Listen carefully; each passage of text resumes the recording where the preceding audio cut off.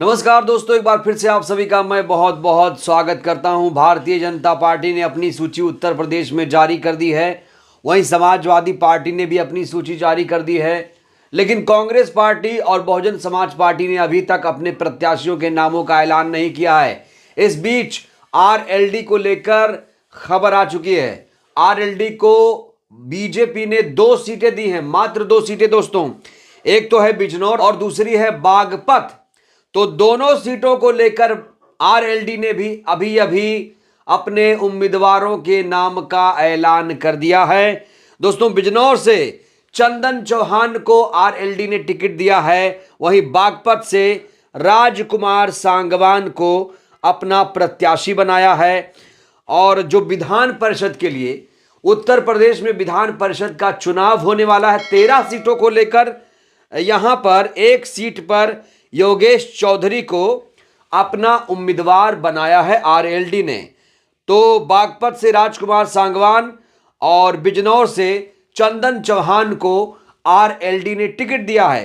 दोस्तों, माना जा रहा था कि जैन चौधरी भी चुनाव लड़ेंगे, लेकिन जैन चौधरी इस बार चुनाव नहीं लड़ रहे हैं। इस समय की सबसे बड़ी खबर मैं आप तक पहुंचा रहा हूं। तो बड़ा सवाल ये, क्या आरएलडी साहब उत्तर प्रदेश में जब कैबिनेट का विस्तार होगा तो क्या वो यूपी कैबिनेट में शामिल होंगे या उन्हें राज्यसभा भेजा जाएगा? ये एक बहुत बड़ा सवाल है। और बड़ा सवाल ये भी है, आखिर जैन चौधरी क्यों नहीं लड़ रहे चुनाव? क्या वो जन नेता नहीं बनना चाहते हैं? दोस्तों, इस समय देश में बहुत सारी चीजें चल रही हैं, लेकिन टीवी मीडिया जो मेन चीजें हैं वो नहीं दिखा रहा है। जैसे आकाश आनंद जो रथ यात्रा निकाल रहे हैं, उसे टीवी मीडिया नहीं दिखा रहा है। बिहार में महारैली हुई, उसको लेकर टीवी मीडिया ने कोई डिबेट नहीं किया। राहुल गांधी की भारत जोड़ो यात्रा को लेकर कोई डिस्कशन नहीं किया जा रहा है। इस बीच बसपा को लेकर खबर यह है कि बसपा को कांग्रेस अभी भी चाहती है कि बसपा सुप्रीमो इंडिया गठबंधन में, अर्थात एसपी और कांग्रेस और बसपा का गठबंधन हो उत्तर प्रदेश में खास तौर से। तो कहा जा रहा है कि कोशिश अभी भी जारी है। अभी भी कांग्रेस की तरफ से किसी ने हार नहीं मानी है। लगातार कोशिश की जा रही है कि जो इंडिया गठबंधन का कुनबा है वो और ज्यादा बढ़े, इंडिया गठबंधन और ज्यादा मजबूत हो। बड़ा सवाल, क्या बसपा सुप्रीमो इंडिया गठबंधन का दामन थामेंगी? यह भी अपने आप में बड़ा सवाल है। दोस्तों, इस बीच राहुल गांधी का एक बहुत बड़ा बयान सामने आया है।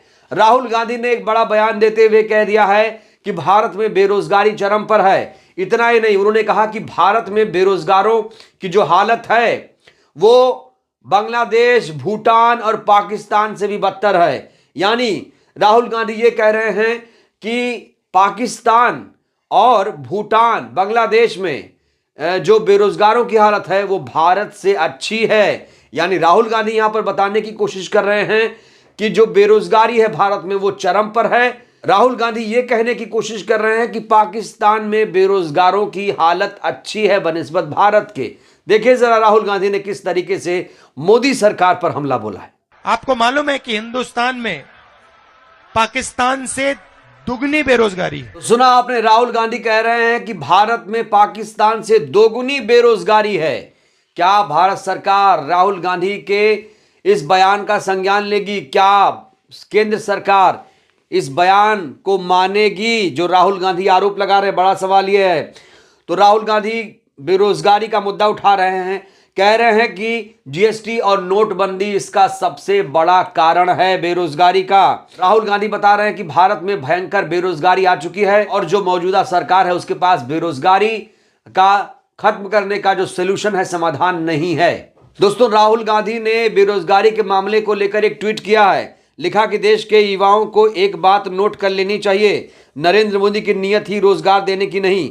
नए पद निकलना तो दूर, वह केंद्र सरकार के खाली पड़े पदों पर भी कुंडली मारकर बैठे हैं। अगर संसद में पेश किए गए केंद्र सरकार के आंकड़ों को ही माने तो 78 विभागों में 9,64,000 पद खाली हैं। महत्वपूर्ण विभागों में ही देखें तो रेलवे में करीब 3 लाख, गृह मंत्रालय में करीब 2 लाख और रक्षा मंत्रालय में करीब 3 लाख पद खाली हैं।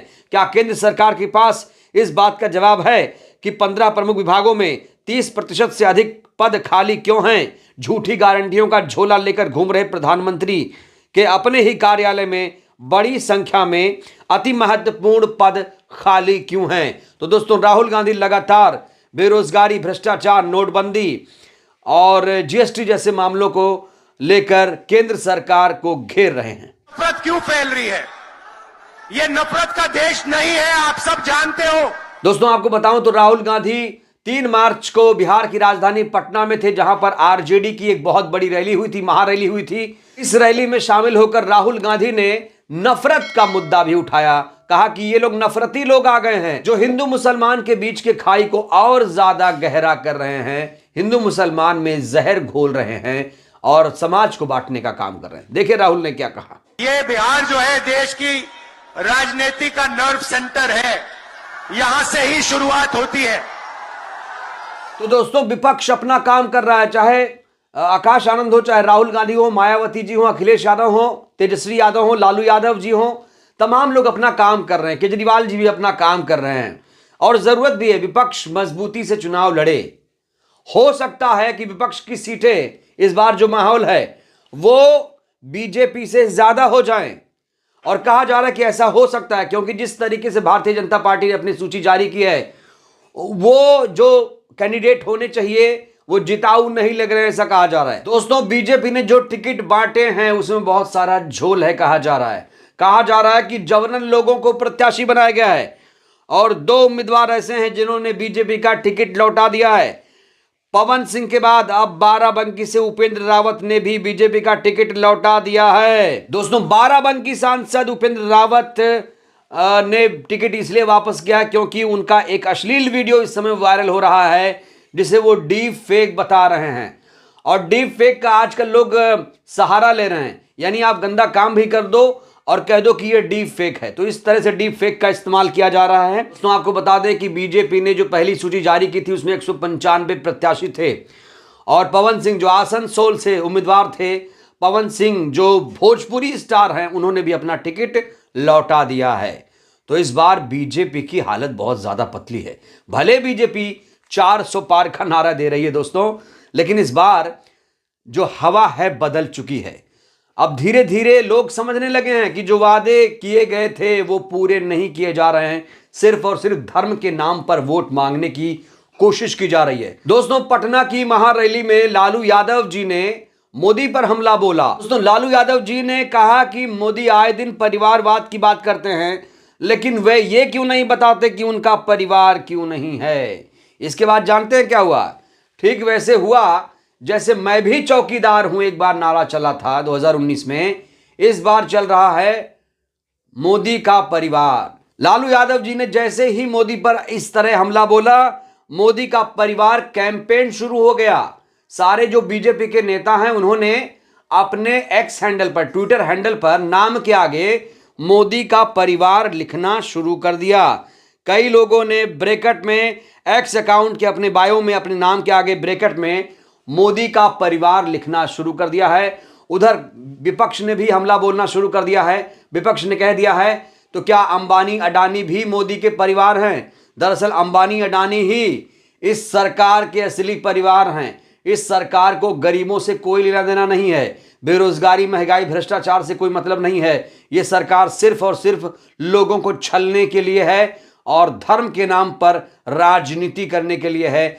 ये जो सरकार है वो नफरत फैला रही है, धर्म की आड़ में लोगों के दिलों में जहर भर रही है। इस तरह के आरोप भी विपक्ष लगातार लगा रहा है। तो दोस्तों कुल मिलाकर विपक्ष जो है इस समय काफी मजबूत है।